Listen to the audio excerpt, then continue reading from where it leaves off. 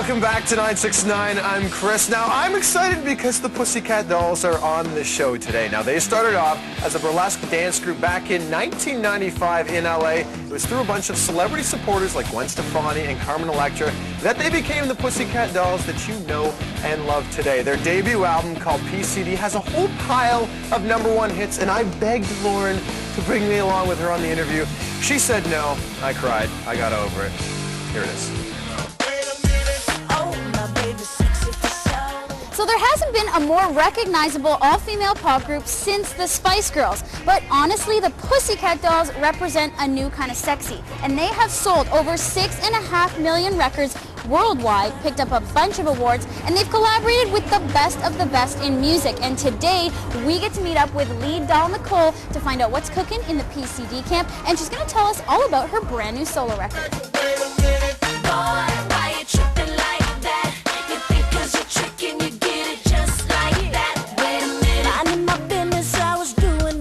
Three guys you've collaborated with Pussycat Dolls: will.i.am, Snoop Dogg, and Timbaland. These are the ones I pulled out because I enjoy those three.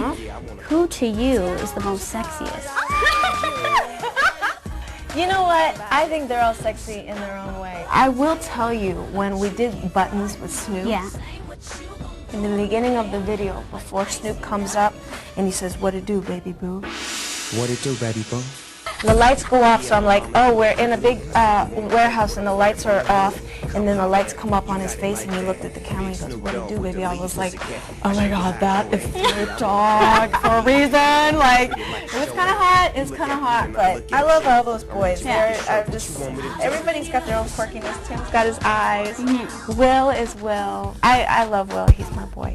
It's funny how a man only thinks about you got a real big heart, but I'm looking at you. You got real big brains, but I'm looking at you. Sometimes it's so easy. Like, I know that when I work with my friend Akon, we just gel, you know, with our backgrounds and our culture and our diversities and stuff.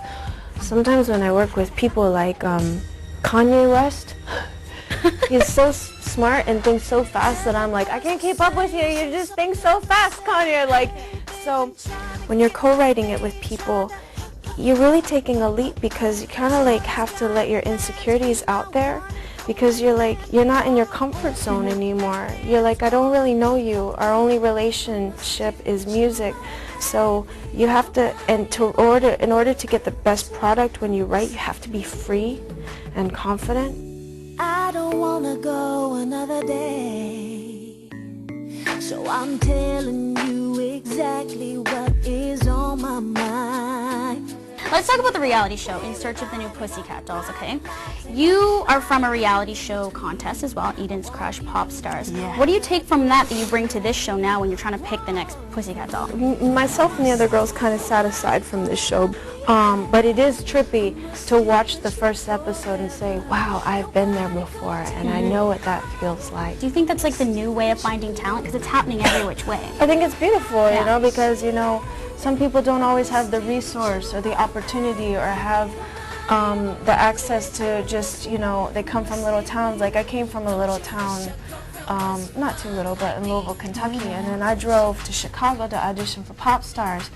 So you get to really find some really cool talent out there, and people just get to have a chance to live out their dream and try to, or see how hard this business really is, and then realize maybe they don't want to do it. It just ain't enough to leave a happy home. Let's keep it friendly. Well, thank you so much. It was a pleasure to meet you. And everyone check out your solo album coming out in the summer. In the meantime, you get the self-titled Pussycat Dolls record. Thanks, Nicole. Thanks, sweetie. Aw, you're like cute. I want to eat ya. I hope I didn't sound too rude when I was answering some of those.